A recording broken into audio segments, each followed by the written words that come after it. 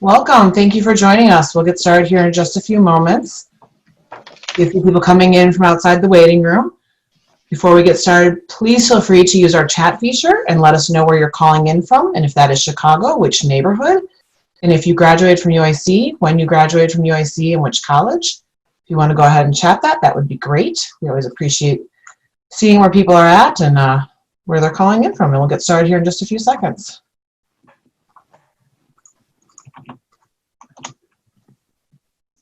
Thank you to the person who, Roscoe Village is winning as our first person to respond, so go ahead and tell us where you're calling in from and when you graduated from UIC using the chat feature. We'll give it just a few more seconds here as I still see people coming in from the waiting room. And again, welcome to the UIC Alumni Exchange. We'll get started here in just a moment. Please feel free to use the chat feature and let us know where you're calling in from, and if that is Chicago, which neighborhood, and when you graduated from UIC, if you graduated from UIC, and from which college. We'd love to find out who's joining us for these programs. We'll get started here in just a few seconds as I see more folks coming in from our waiting room. Thanks again for joining us. Oh, I see. Oh, somebody from New Jersey. Wonderful. California. This is one of my favorite things about these programs and our current environment, that we do have people calling in from all over the country, and sometimes we'll get graduates from around the world. So please go ahead and continue to tell us where you're calling in from and when you graduated from UIC, or if you're a current student. I just saw a current student. Wonderful. Okay, I'm going to go ahead and get started. So good afternoon, and thank you for joining us. My name is Karen Corman, and I have the privilege of being the Executive Director of the UIC Alumni Association. Welcome to the UIC Alumni Exchange Series. We host weekly events that bring you news, knowledge, and entertainment to help you explore, connect, and even escape from the everyday with a community of UIC alumni, faculty, and staff experts. You'll hear me say this a few times today, but I encourage you to visit go.uic.edu/alumni exchange for the latest and greatest programming. We have just a few housekeeping items before we get started with our program. As I'm sure you noticed, all participants are muted, but we encourage you to keep those cameras on. We recommend that you stay in speaker view, which you can select in the upper right-hand corner of Zoom. It's always better to see faces. And we encourage you to ask questions, and as you have questions throughout, please put them in the chat box and we'll get to as many as possible during the Q&A portion of our program. Please be aware that this is being recorded and will be available in approximately 10 days at the UIC Alumni Exchange website. And also, while we have taken precautions to prevent intruders, please know that if our session is unexpectedly and inappropriately interrupted, we will immediately end the session and will send an email with additional information. And finally, after the program, you will receive a 30-second survey, and we would appreciate it if you would tell us your thoughts, as it helps us plan for the future. And with that, I'm excited to get our program started this afternoon by welcoming two College of Pharmacy alumni. First, Dr. L. Edwards, who brings his knowledge from 42 years in the pharmacy practice and life sciences arenas. Dr. Edwards held positions at the Food and Drug Administration, the National Institutes of Health, and at 4 universities as a teacher, researcher, and clinical pharmacist. Next, Dr. Tom Kanyok, whose experience includes 30 years of working with infectious diseases, including leadership roles in drug development, higher education, global health, and pharmacy practice, which included work at the Bill and Melinda Gates Foundation and the World Health Organization. Thank you both for being with us here today. And Dr. Edwards, I'll turn it over to you to begin the program. Okay, thank you, Karen. I'm pleased to be here with Tom to discuss the following topics. I'm going to be doing a brief epidemiology update, some information about diagnostic tests. Tom will take over and talk about therapeutics and vaccines, and then I'll come back with a special interest item talking about the Shingrix vaccine, since it does have a U of I connection. As you move through my slides, you will see some graphics, and those are courtesy of a lady by the name of Alice Voice. I'm not clever enough to put all these slides together. with all these graphics. So just a quick shout out to Alice. When I think about viruses, I think about my teenage children. And they had two basic needs, food and transportation. And virus goes nowhere without us moving the virus about.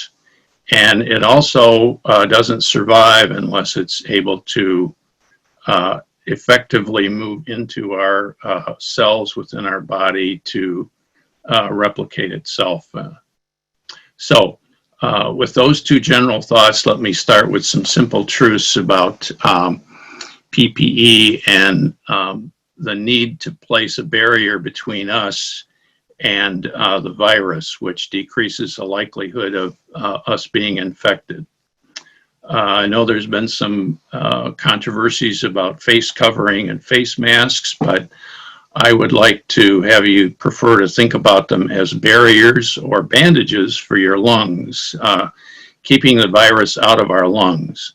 The nose and the throat are the most likely entry points for the virus. And can I just say, Karen, next slide, and you'll advance for me.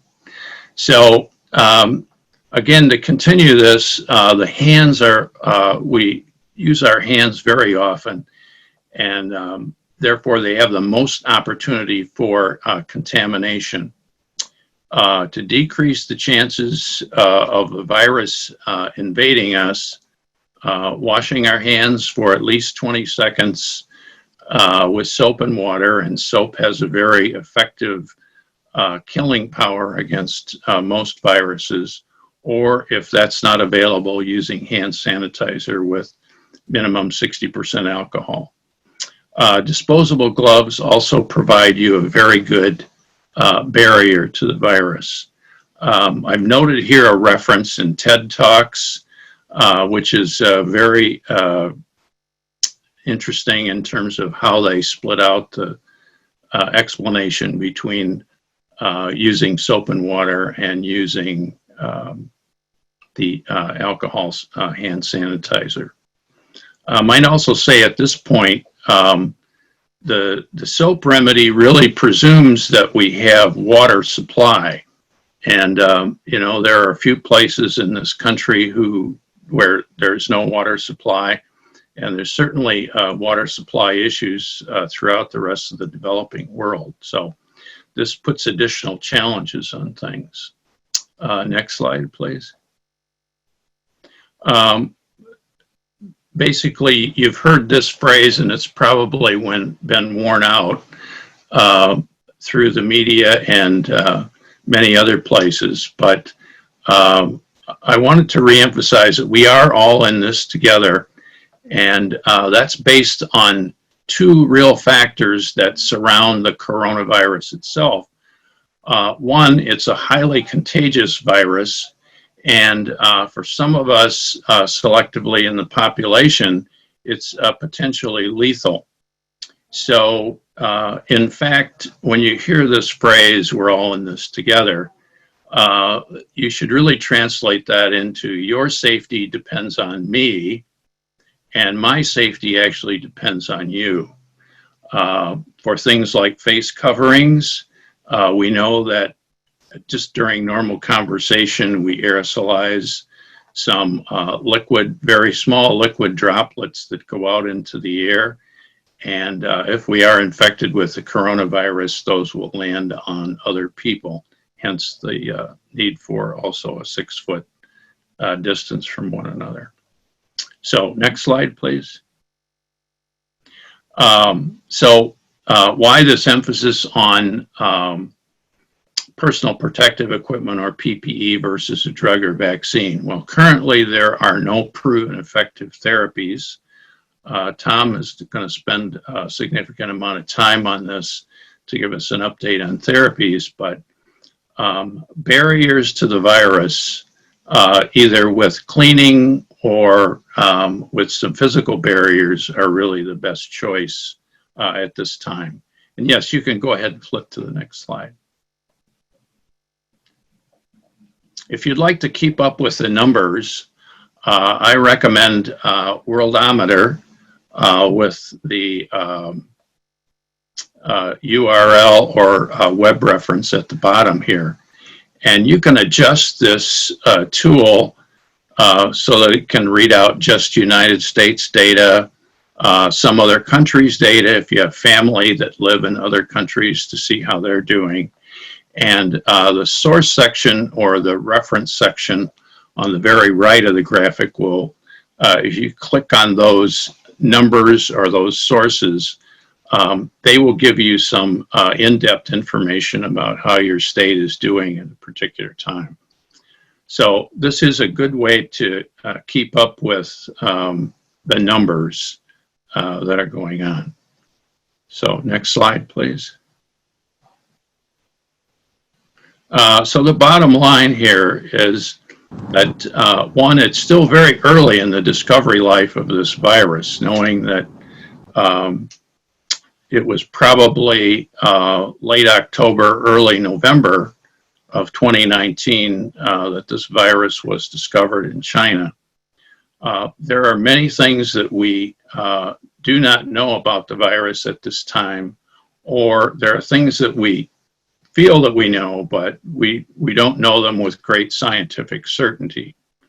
So, and this is kind of jumping ahead to some final thoughts here, but expect the health authorities to offer some changes to our lifestyles over the next period of time.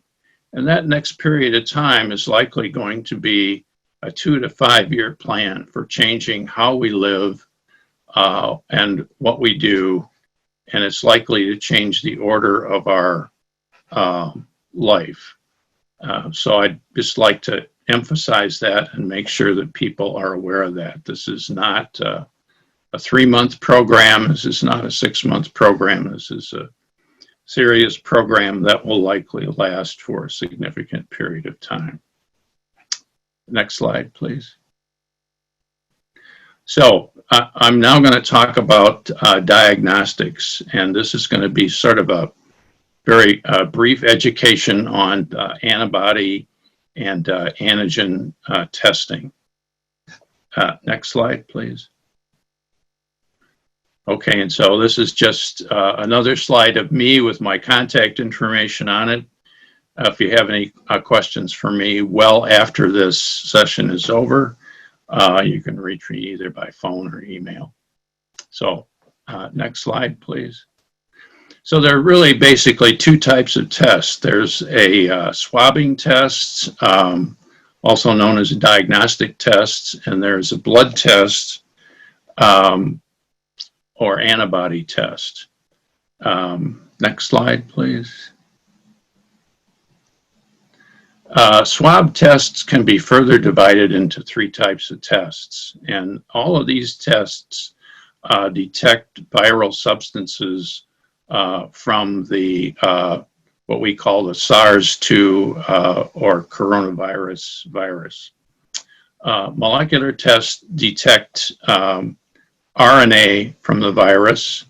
The quote PCR or polymerase chain reaction tests detect viral DNA, and both of these tests multiply the viral particles so it can be more easily found. Antigen tests detect the presence of certain viral proteins.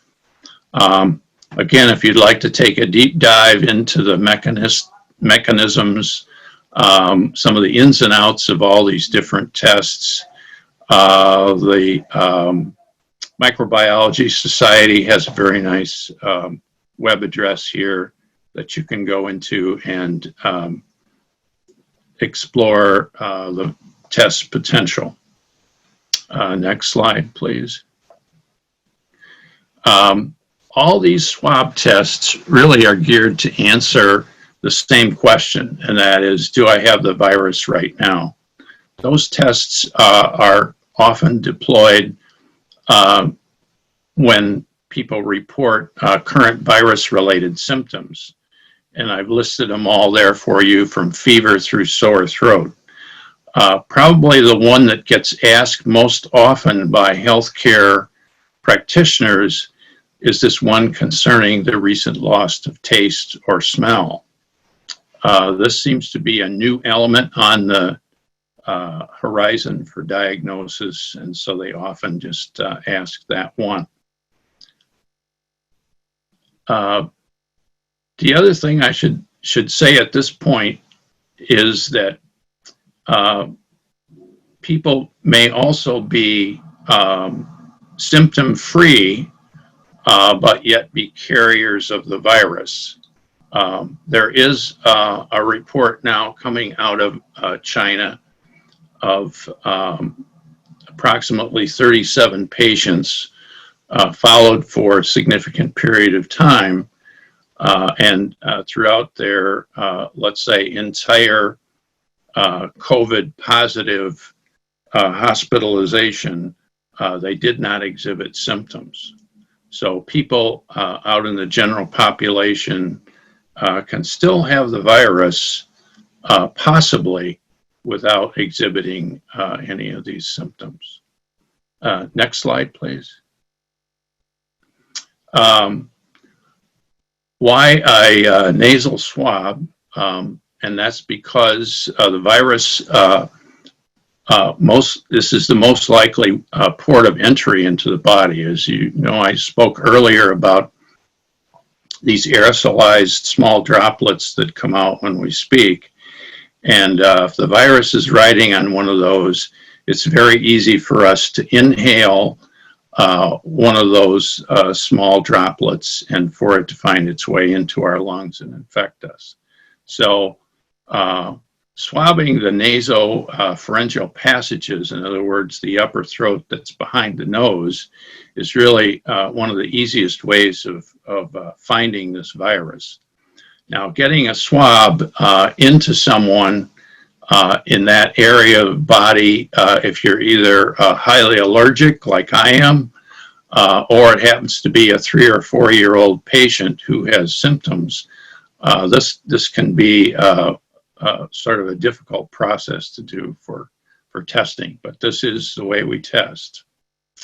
So next slide, please. Next are what I call the body immunity or antibody or serologic tests. These tests detect the body's, not the virus itself, but our body's response to the virus. And this should be done well after the virus has gone through the person's body and recovered. Usually 1 to 3 weeks or more after symptoms have resolved, and it's usually done with a blood sample. My wife and I both had a pretty prolonged virus-related episode in February on into the first 2 weeks of March. So in consulting our family physician about 3 weeks ago, we decided to go in for this test. Interestingly enough, we tested negative. So we don't know what that prolonged viral episode was back in February and March. It could be that the test just did not pick up the response to our bodies, or we may have lost immunity over time, which is another possibility. So these tests are not necessarily foolproof. Next slide, please. That does lead me to the FDA status of all these tests, and there are about 120 tests when I put these slides together that have received what are called emergency use authorizations, or an EUA from the FDA. These are not the same as FDA approval. The majority of these tests are swab type tests. That's 104 molecular and 1 antigen test. And there are 5 antibody tests available on the market, again, through EUA. Next slide, please. The approvals awarded all require that testing be completed and verified for an FDA approval. These are permanent and for diagnostic tests, they take well into a number of years to perfect. The EUA, or Emergency Use Authorization, is really a temporary pass for the manufacturers to sell and market products during what FDA calls a defined emergency, such as a pandemic. Next slide, please. And what FDA does is it uses its best judgment, placing some achievable limits on the test with the test developers to allow them to proceed. These emergency use authorizations allow tests to be used during a public health emergency, and this was done initially with the Ebola virus outbreak in 2013 and is being redeployed here. Next slide, please.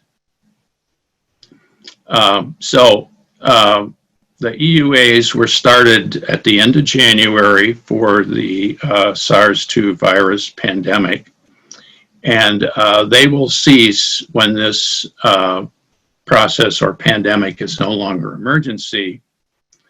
And with all EU marketed tests, those will be withdrawn at the end of the emergency. For those of you who want to look at the history of the use of emergency use authorizations for devices in these emergency situations, there's again, FDA reference here for you to look at that for you folks who are history buffs. Next slide, please. Realizing I've gone through in the last, let's say, 20 minutes or so, a very quick rundown of these tests, there's a helpful FDA video that I would recommend you watch on YouTube. And then there is a more complicated TED Talk. The lady has an English accent. She's quite precise with her English in the TED Talk, and it does get into some of the mechanisms regarding virus testing, if you'd like to look at that. So, next slide, please. Now I think I'm going to turn it over to Tom, and he's going to talk to you about therapeutics. So, Tom, take it away. Thanks so much, Al, and thanks to UIC for sponsoring this program. And thanks to all of you for joining this session today. So I want to say that, you know, every day something changes about the virus. There's a lot of unknown unknowns. And so really this attempt here to update you on therapeutics and vaccines is not about the actual, you know, there's going to be new data that comes out all the time. So it's really also providing you with resources where you can go and do your own research about the latest updates on therapeutics and vaccines. So we really are still in the first 90 days, to borrow a book title for my introductory slide, with regards to development of therapeutics and vaccines for SARS-CoV-2. It's still very early in the outbreak or in the pandemic. And I can say that from when we first started talking about doing this presentation till today, things have changed a lot in regards to our own country in terms of the number of cases, unfortunately the number of deaths, response, and things like that. So next slide, please. So this is really just a sort of a where we're at now snapshot. Next slide, please. So here, I don't know if you can see my cursor at home or wherever you're watching this from, but what I try to do is I talk that there are no FDA-approved therapeutics at the moment, but a number of products have been made available through the EUA. Hydroxychloroquine was one example of that, although that has now been proven not to work, maybe has some adverse events associated with it. There are some big clinical trials groups, a multi-U.S. government agency trial group called Operation Warp Speed. Again, I provided you with the URL link here. It explains, I don't know if these slides will be distributed afterwards, but you can link and you can see what our government is up to. Another trial sponsored by the UK government and a Oxford investigator, Professor Peter Horsby, is the recoverytrial.net. They seem to be one of the first groups that are producing information. I'll talk a little bit about the chloroquine, hydroxychloroquine, and dexamethasone. Then we have a convalescent plasma project, and this is really kind of a back to the future type of project where they use recovered patients' plasma. WHO has done a similar trial network to the recovery network. And then I'll talk briefly about interleukins, which essentially is that although there are trials underway to stop the cytokine storm by inhibiting IL-1 and IL-6, there haven't been any results back yet that, let's just say have been some case series, but nothing yet that leads us to believe that these provide a significant benefit if you have COVID-19. And then at the bottom of the slide, if you can see it, I do talk about the favilavir, which has been approved in China. It's a broad-spectrum antiviral, and I give some data also on Remdesivir, which is the agent that you've probably heard the most about. Next slide, please. So Operation Warp Speed has really been a collaboration between our Department of Defense, Health and Human Services, and a number of sub-agencies. The biggest reported information out of the Operation Warp Speed has been that the NIH has partnered with 18 companies, come up with 14 vaccine candidates from more than 100 are in development. And as you might have read, I believe 5 of those have received quite a lot of resources from the government. And they're going to narrow these candidates down to 7. I don't have any updates on which 7 they've chosen, but a May 21st update announced that $1.2 billion was given to support AstraZeneca's candidate vaccine, which I'll show you on another list. It's an adenovirus construct that was developed by the University of Oxford. What's important to note is that, and Al will talk about this later on, is that vaccine timelines for development are quite slow. And in order to reduce the time to development and making a vaccine eventually when it comes available, is that many companies have decided with support of a variety of actors, governments, philanthropies, et cetera, to actually produce doses at risk so that even if their construct works, we can rapidly get the vaccine out to the folks that need it. So in the United States, it's 300 million. The same deal was done for the European Union. And so countries are anticipating that they want to get the vaccine when it becomes available to the populations as soon as possible. We don't know which candidate or which vaccine, but I think this is good news that we're looking for ways not to cut corners, but rather to get the tools for prevention as quickly as possible out to people. Next slide, please. So the Recovery Network, again, this is a UK-based national clinical trial model. There's been some primary funding from the Wellcome Trust, UK government, Bill and Melinda Gates Foundation, and others. Again, it's Peter Horsby, he's the principal investigator. I do encourage you to go look at the recovery site. What they wanted to do was look at some, let's say, likely therapies that came out of a WHO meeting that was held in February, and they report as quickly as they can the results. So you can see here that lopinavir, ritonavir, low-dose dexamethasone, azithromycin, which was combined with hydroxychloroquine, chloroquine, anti-inflammatories, and then convalescent plasma. So the data from the trial is regularly reviewed, and it's actually made available to the public through their website prior to peer review publication. And so they're constantly updating their sites. Next slide, please. So the one that you probably have heard the most about for a variety of reasons is the chloroquine, hydroxychloroquine trial. This was touted as a potential early beneficial therapy based on a small trial that occurred in France. But it turns out that, in fact, in the recovery trial where they evaluated about 1,500 patients with the hydroxychloroquine arm, compared with about double the number for usual care alone, there was no significant differences in the primary endpoint, which the gold standard is typically all-cause mortality at day 28. So 25.7% of the hydroxychloroquine arm died versus 23.5% receiving the usual care.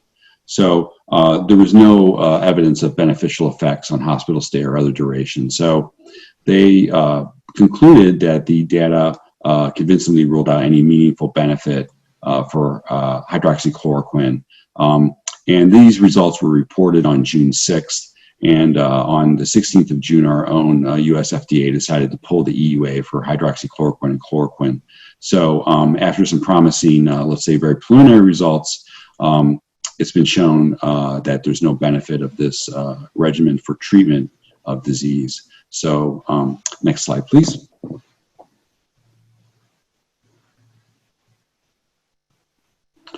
The most exciting news that's come out, in my opinion, has really been this dexamethasone data, again, from the Recovery Network.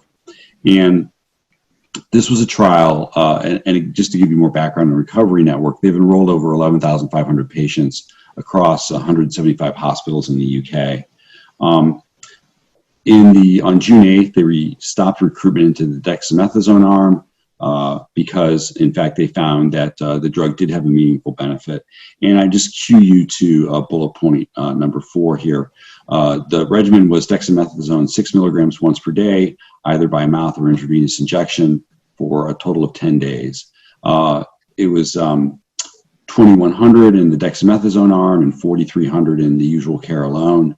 So the important outcome here is that 28-day mortality was highest in those who received ventilation. Those who received only oxygen was 25%, and those who did not require any respiratory intervention was only 13%. The bottom line here is that dexamethasone reduced deaths by about a third in the ventilated patients, by about a fifth in patients who were receiving oxygen only, and there was no shown benefit in those who did not require respiratory support. So, what's the bottom line here? The one death would be prevented by the treatment of 8 ventilated patients and about 25 ventilated or non-ventilated patients who received the therapy. So you'd say 1 life per those categories. That's quite significant. Again, this is not published yet in the peer-reviewed journal, but I think it does provide some strong guidance that a non-specific cytokine storm inhibitor has had some benefit, quite significant benefit when compared to anything else that I've seen to this point. Next slide, please. So convalescent plasma, this is an old therapy. It's been around for quite over 100 years. It's most been recently used for the treatment of the original SARS back in 2003. It was also successfully used for H1N1 in 2009, and then MERS, which I believe was 2013. So there is a background history of use. It's an antibody-based therapy. Basically what you do is you take a recovered patient and or patients, you pool their plasma, and then you give it to somebody who has severe life-threatening COVID-19. And what they looked at, this was a study that was done by the Mayo Clinic, was published in the Journal of Clinical Investigations on June 11th. And you can see that this was a study, so they don't have efficacy results, so you have to interpret their initial safety results with this trial. And you can see that it was in fact safe to use. SAEs were less than 1%. And it does not seem to be, a therapy that has a big downside associated with it. And the mortality rate did not appear to be excessive. That is, the 7-day mortality rate after receiving therapy was about 15%. Comparing this to folks who are admitted to the ICU and ventilated or admitted and just receiving oxygen, this is a very favorable mortality rate. Again, we don't have any further data than this. So it suggests in this trial, at least, that convalescent plasma is safe to use. And when they get some more data out, they'll be able to tell us more about the efficacy outcomes that they looked at. But again, convalescent plasma has shown to be effective. It looks like in reducing mortality, but certainly we can conclude that it's safe to give. I think it's important to note that we don't have any standardization of this convalescent plasma. That is, we don't know how much antibody you have to give, what the titers need to be in the donors, et cetera. And that it's, also we don't know when to give it, when the optimal time is to give it. In this Mayo Clinic trial, the mortality rates were higher earlier on because they were giving it later. But as they establish, the optimal time for therapy, they've shown actually a reduction in mortality rates when you look into the details. So it is, the 14.9% is aggregate of all the patients who've received convalescent plasma. Next slide, please. So Avigan is a broad spectrum antiviral. It was approved in China on 15 March 2020 for the treatment of SARS-CoV-2.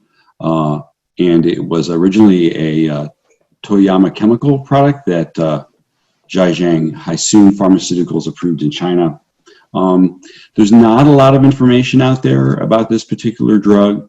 We know that it has had reported efficacy in a clinical trial involving 70 patients. Again, that data is very hard to, what were the actual outcomes? I guess they were good enough so that China did approve the drug.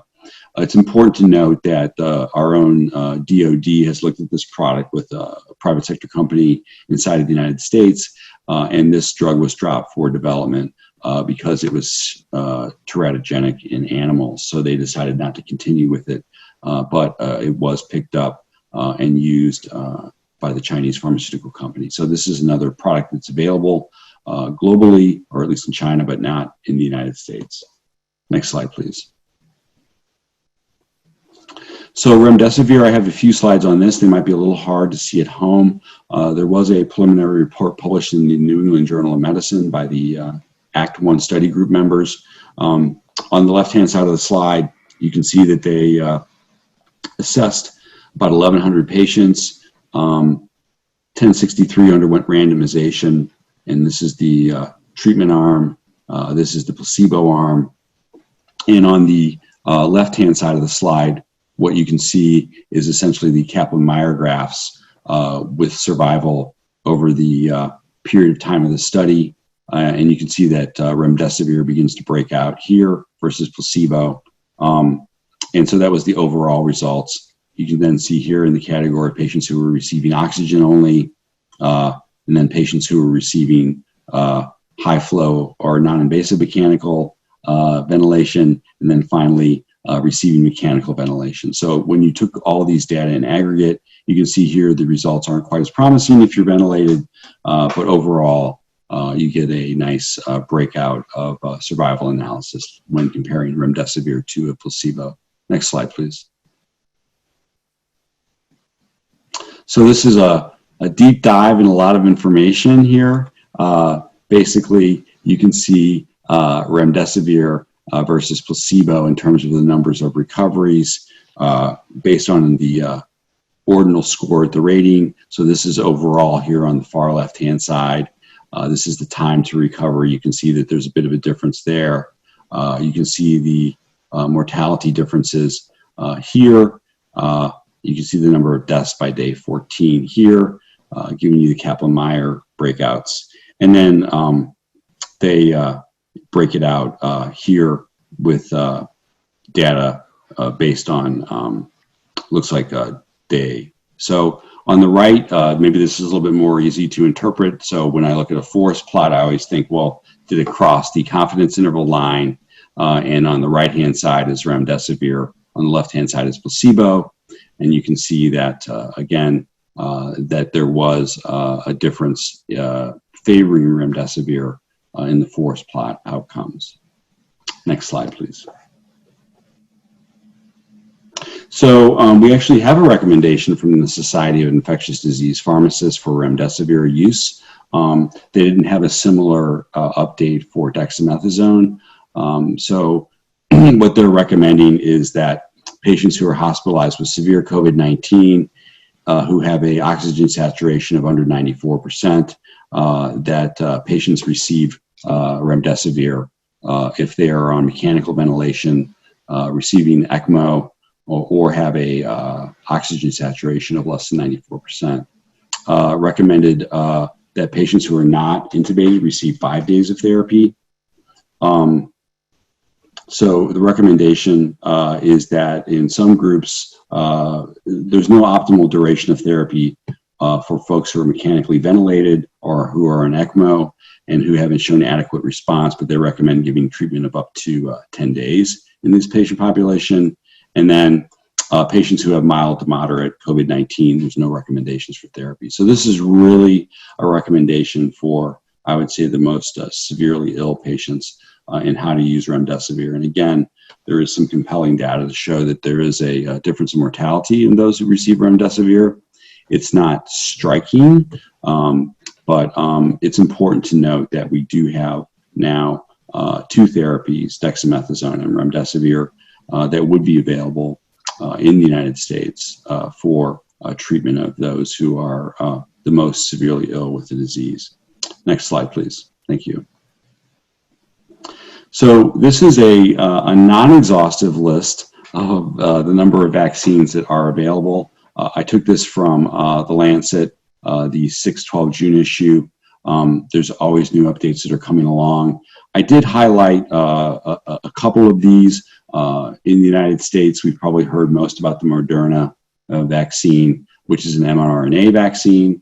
And then those of you who follow this more closely might have heard also about the vaccine that I mentioned before. University of Oxford and AstraZeneca picked this up. So on the right-hand side, you can see the stage of development that these vaccines are in. And the University of Oxford, because they already had an existing monkey adenovirus that they genetically altered, were able to have a structural core that they were able to tack on the proteins that they needed to produce a vaccine. That's why they're ahead. I will discuss this in brief a little bit later, but it's important to note that there are no approved RNA or DNA vaccines on the market currently. This vaccine is a genetically modified adenovirus construct, so this has never been an approved vaccine either. The only ones that have used the tried and true approach of approved vaccines have been these 2 from Sinopharm that are using an inactivated virus here, and then the Sinovac vaccine.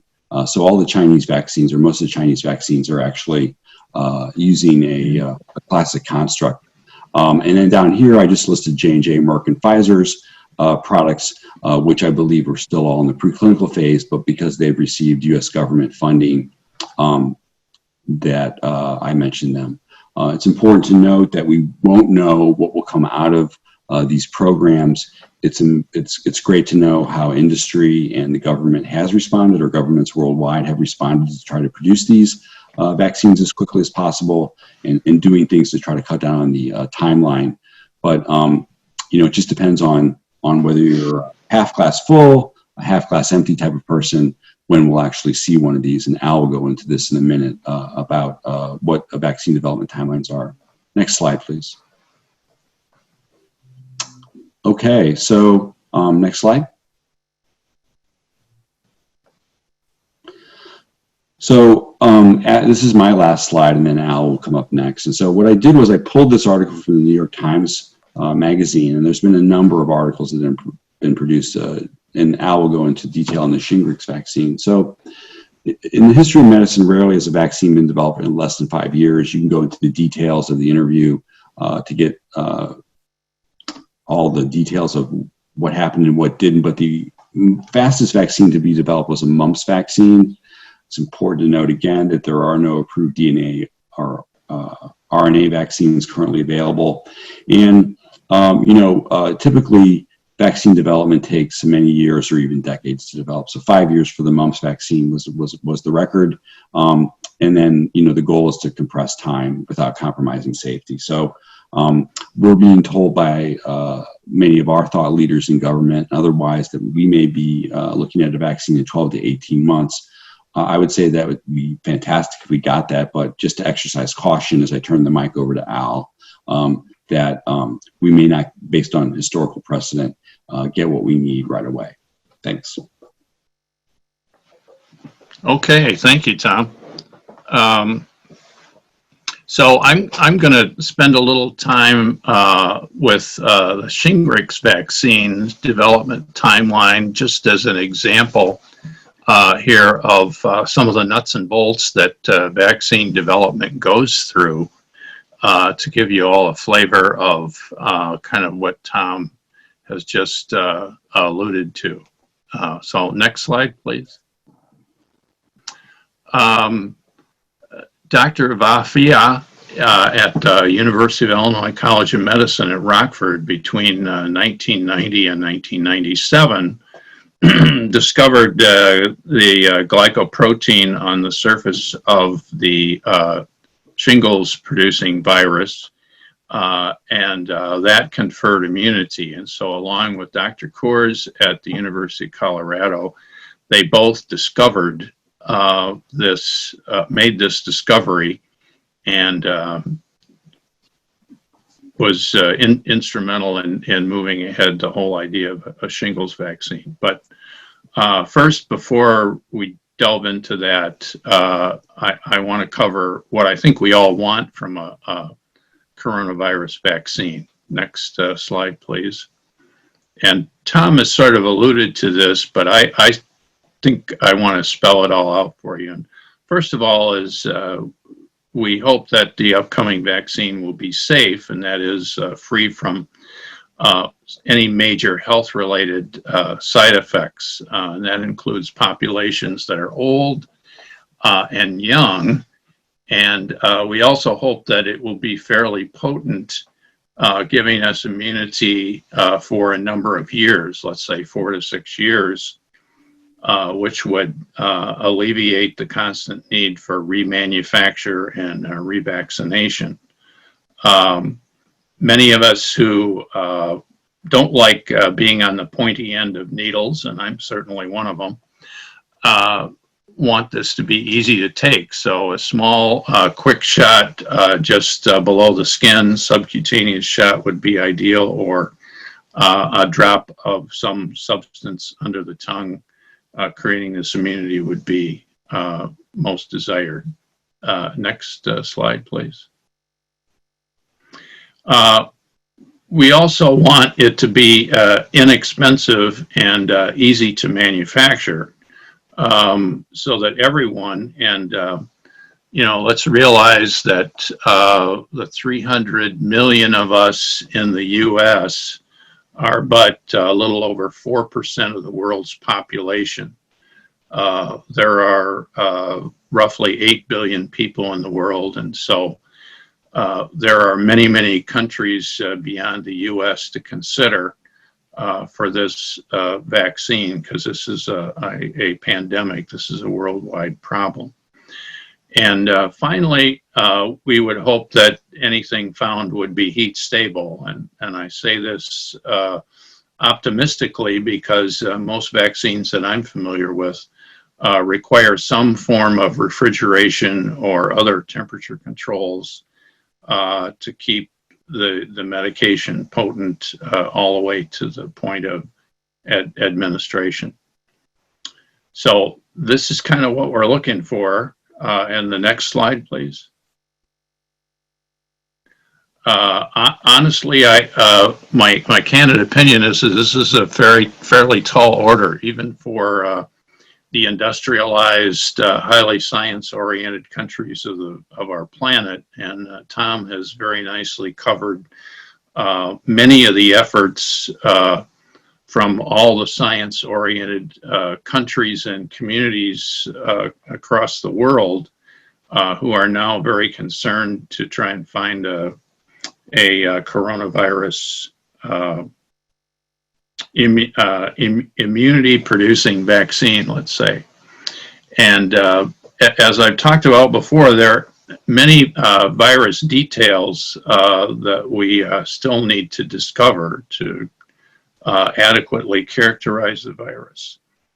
One reading I would recommend is by a gentleman called Ed Young, which is Why the Coronavirus is So Confusing, and it's in the Atlantic at this URL on the screen. And Ed kind of combines the flow of information, which is, very rapid during the 24-hour news cycle, and also the slow and what I would call irregular pace of science. And I think we as human beings normally expect everything to progress in some sort of metered, logical pattern. Science doesn't necessarily move that way. Discovery is sort of a very randomized approach to things, and it's difficult for that to mesh into the 24-hour news cycle. So I would recommend this article to you to create an understanding of kind of where we are at the intersection of media and scientific discovery. So next slide, please. Before I go into the Shingrix timeline itself, I want to say that complete vaccine timelines are relatively impossible to locate. And answering the question, why is that? Both manufacturers / developers and the FDA, and this is by enforced regulations, keep early research dates and filings confidential. So it's just with a certain amount of luck that through my connections at the UIC College of Pharmacy, I was able to obtain, and I think it's on the next slide, the complete timeline for the Shingrix vaccine. This is a very busy slide, but globally what I'd want to point out to you is between the time that the research began on the varicella-zoster vaccine back in 1983 and the final approval by FDA, I believe in October of 2016 or 2017, that's approximately 26 years of time, or a significant period of time. And I don't want you to necessarily be, let's say, turned off by that.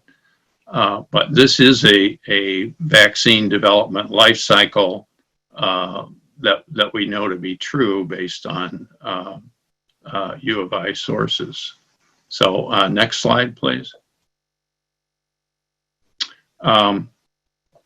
What I've done here is I've taken the patent, what I call patent to patient timeline, and I've sorted out the data from that prior slide and put it into this slide, which runs from 1991 through the actual availability of the virus in 2017. These are, again, all the phases of development. There was a booster that needed to be applied to the glycoprotein subunit that was found for creating the best immunity. There were problems along the way with obtaining the right kind of equipment to assure that the glycoprotein could be isolated and stable. There was very little problem, I think, between the submission timelines for phase 1, 2, and 3 for getting the data to FDA, at least from a traditional sense. And down at the very bottom of this slide, if you want further information on the phases of clinical development, phases 1, 2, and 3, please check that URL. So I think we're ready for my humble predictions here. And if we could go to the next slide, please. My assumptions to shorten any vaccine timeline would be no coronavirus patents, since it's needed on a worldwide urgent basis. If we applied that to the Shingrix timeline, we could save at least 9 years. I would hope that the immunity-producing virus segment could be found and perfected within a year. That's a fairly aggressive timeline.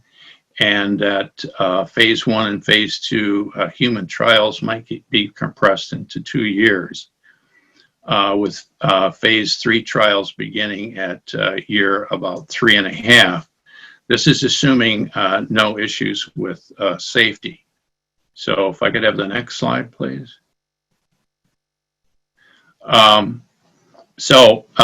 Knowing that the vaccine will be used in a worldwide population, phase 3 trials would likely take 4 years to complete. And I think Tom has shown on his slides or referenced the fact that I think the recommendation has been that phase 3 population for vaccines need to be about 30,000 people to roll into these phase 3 trials. And I think this would be because there are widely divergent populations in various countries. There's certainly popular myth that you can take certain food substances that will increase your immunity or your overall body health. I don't know if that's necessarily true or not, but I think that food sources definitely serve to support body immunity, and there are many places in the world these days where populations don't have enough to eat, and they have a different immunity profile than, for instance, the 4% of us that are lucky enough to live in the US and have access to food. So phase 3 trial data will also depend on the availability of not only the test vaccine, but the ability for us to assemble these various world populations that we can test. If, just for example, there's an ability to fund 3 virus candidates all the way into phase 3, this would require that we recruit approximately 90,000 to 100,000 or more patients into phase 3 clinical trials, which is definitely a large number of patients to get into trials. So with that, we move on to the next slide, please. So assuming efficacy, that is lasting immunity for 4 to 6 years, results for review at FDA would be ready at year 8, and the vaccine would likely be available in about 9 years. I realize this is at odds with media predictions and speculations that are out there. This is just me applying the time intervals I've seen while I've been an FDA reviewer, and being very optimistic about the smoothness of the science, the positivity of the results as we move through the process without any hiccups. So next slide, please. I'm sure you're all immediately thinking, well, Al, look, can we shorten this timeline any? I mean, this is a long time to wait, and there's a lot of world populations out there.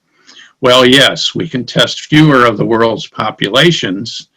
That means leaving out series of individuals, countries, or regions.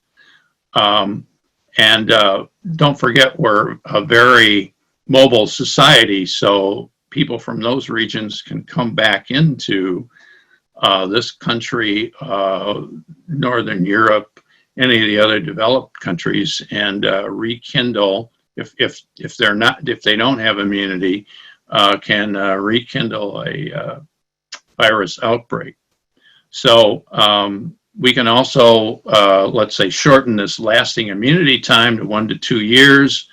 This would require us all to, on a worldly basis, come up with, over 8 billion doses of vaccine every 1 to 2 years, which is also a monumental thing to come up with. So if we test smaller numbers of patients, then safety becomes an issue, and we have this creative tension going on right now between, I think, the desire to want a premier vaccine with all the bells and whistles and to rush the science. And unfortunately, the science is very difficult to rush because at the core of clinical trials is really the availability of the patients that we need. And the numbers, even if we just took 3 vaccine candidates forward, are huge. It's over 100,000 patients. So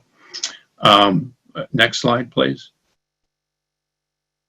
Tom, I think I'll turn it back to you for where we're going. And I just want to say to everyone out there, thank you for your kind attention while we've kind of marched you from epidemiology through therapeutics. If I could just jump in real quick before we turn it over. I know we want to leave time for just maybe 1 or 2 questions at the end. So if folks have questions, I just want to remind them to put them in the chat box. And then Dr. Kanyok, when you're finished, we can jump in with just the last 2 questions. Thanks, Karen. So where are we going? I think that's the big question of the day. And I hope we're heading towards a bright future with rainbows and all those good things. But until we have a vaccine, prevention and contact tracing are the best tools that we have. Unfortunately, only 7 states out of our 50 states have enough contact tracers available to track down where the virus is going. So what I'm seeing, and this is not, maybe everyone's opinion, but I'm seeing now that we're going into, we never went into, let's say, a rebound or phase 2. We're actually in an expanded phase 1, and it looks like to me that many states are experiencing uncontrolled viral transmission at this point, where you have a situation in the first, let's say back in March, everybody shut down early, slowed down transmission, slowed down cases as a way to preserve the healthcare system so it wouldn't become overwhelmed. As states have begun to open up, even with more testing, we can clearly see that there are now more cases occurring as people begin to socialize and have a lot of physical distancing is broke down. So 1 more slide. Next slide, please. So, well, what about planning for the future? I think that we really have to, as Al alluded to, think about what the new normal is. Some of us have been working all through the SARS-2. Some of us have been, unfortunately, unemployed or furloughed and waiting to get back to work. What I would say is that it's unclear what the direction is going to be. You might be wondering why I put so many photos of Elvis on this final slide of mine, and it's not because I'm a big Elvis fan, but because, in fact, Elvis was a prophet.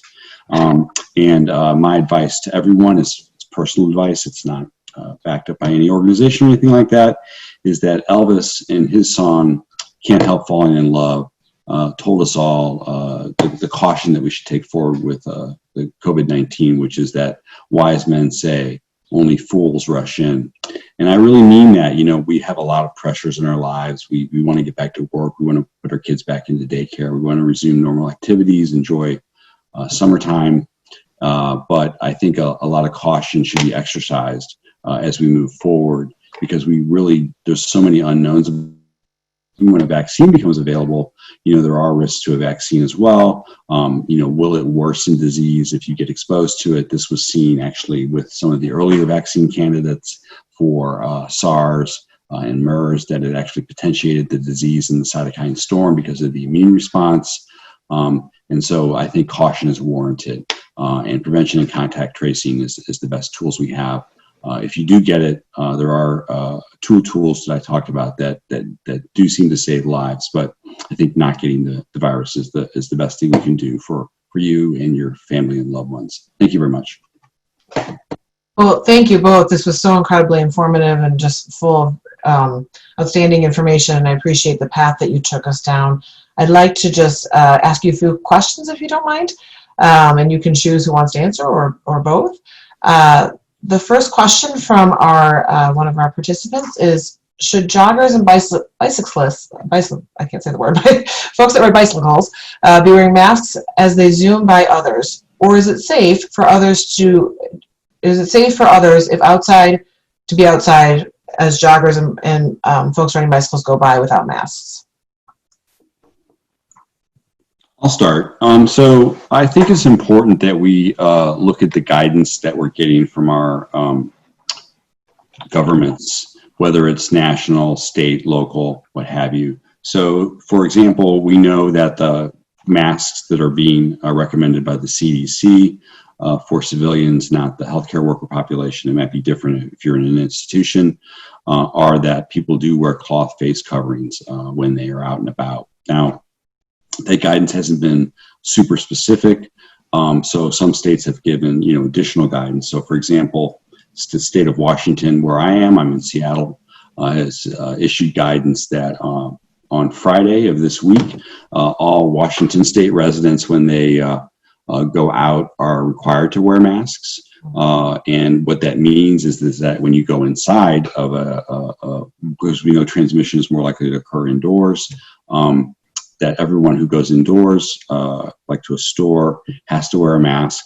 And then the recommendations are that if you are unable to maintain a physical distance between you and your people that surround you, let's say you're in a park, jogging or bicycling, then you also have to wear a mask as well. And remember, the mask is individually protective from you if you have the virus from spreading it to others, and they have shown to be effective.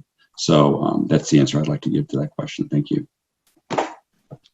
Well, and if I could just add, and I believe I actually saw this just the other day, maybe 2 days ago. There are these newer masks which I think cyclists or exercise people can use that have an additional ventilation portal on them. I don't know that they're as effective as the masks you just talked about, Tom, or not. I don't know, they've been tested, but certainly, and I agree, and I'm not an exerciser, but wearing a mask for a prolonged period of time can be uncomfortable and sometimes downright obnoxious. So I think for those that want to have that level of assurance and protection, and I would certainly agree with you, Tom, that's needed, and following federal and state recommended guidelines, but possibly the athletic mask or the ventilated mask would be a good idea for cyclists as well. One other option. Thank you. I think as a general public sort of response, we have a new appreciation for our healthcare workers and what it feels like to wear a mask for prolonged periods, because it definitely can be uncomfortable. Another question. What is the probability that COVID-19 would behave more like the common flu virus or no cure because it can easily mutate versus hepatitis C or a vaccine that lasts a lifetime? I'll take an initial stab at that as well, and then let Al follow up or add on. So, there's a lot we don't know about the virus. We do know that it does mutate. So, because we can trace the initial outbreak in Washington State was, they called that the virus that came from China.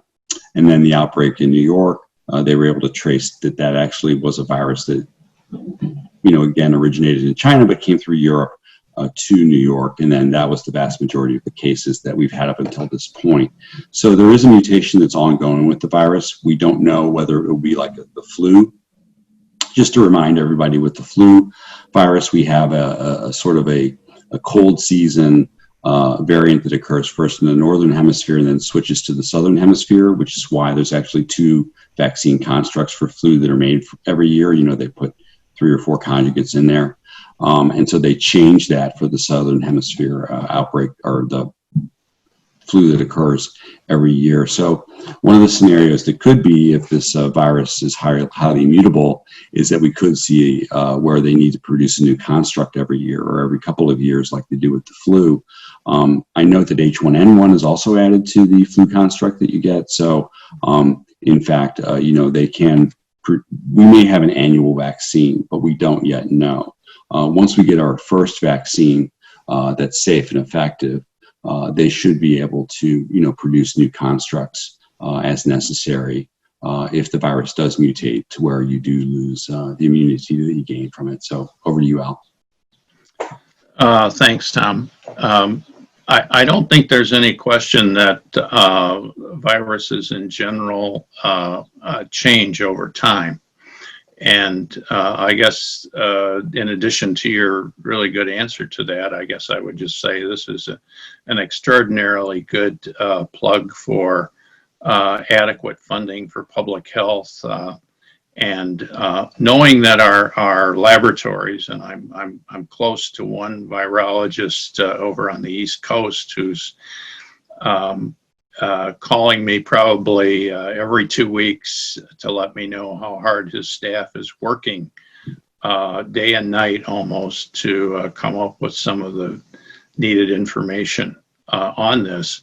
And so, yes, viral changes, viral evolution is out there. It's one of the other challenges of science. And as we hopefully at some point, and I don't want to prejudge when that is, but at some point we come upon a COVID-19 immunity producing candidate virus or viral segment that produces immunity, our job is only partially done for science, and we need to continue on because the virus itself will be evolving, as will other viruses. So we need to keep those labs open and well funded for our own public health. I think we have time for just one last question. What is the probability that the vaccine will not be effective in the elderly, and this person defined it as 65 years or older? Some thoughts on that? Well, Tom, I'll start since I'm sort of in that category, okay? And yes, that's one of the concerns that as one ages, your immunity profile changes, number one.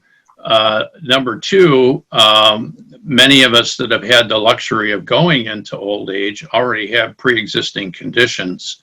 Those pre-existing conditions usually come with a series of immunity modifying drugs that we're taking, and that does alter our immune patterns. And as you can see from one of my slides way back, I talked about the diversity of populations that needed to be tested in this phase 3 trial to establish adequate immunity and efficacy for the potential successful vaccine candidate. So Tom, I'll turn it over to you for further comments. Thanks, Al. So I don't have anything further to add with regards to age. We do know, for example, with the flu vaccine, there is a higher dose flu vaccine for elderly populations, but we just don't know enough about this virus yet to say. We do know that, of course, that older folks and folks with pre-existing conditions, people of color who may have more economic disparities and pre-existing conditions have been more severely affected. And we also note that although children and young children have been affected and some have even died, it does seem that younger children are less susceptible to the virus. But we don't know why, whether or not it's because of exposure to other coronaviruses. This would be actually the 5th circulating coronavirus that's stably in the population. So there's just so many unanswered questions. I appreciate the question, but don't know the, we'll find out, I hope, soon. No, well, thank you to both of you for all of your thoughts, and very much appreciate this discussion today and for you sharing your thoughts and knowledge with us. And I also want to thank, as the slide says, all of our frontline workers and healthcare providers. We are extremely grateful. But thank you again for sharing all of your time and talent with us. Next week, we will be off for the 4th of July holiday, but we'll be back the following week and have a full month of programming planned for you in the month of July. Please plan to join us on Wednesday, July 8th for our next Alumni Exchange event at 6 p.m. Central Standard Time, featuring the UIC Office of Technology Management as they present an interactive discussion on the basics of intellectual property.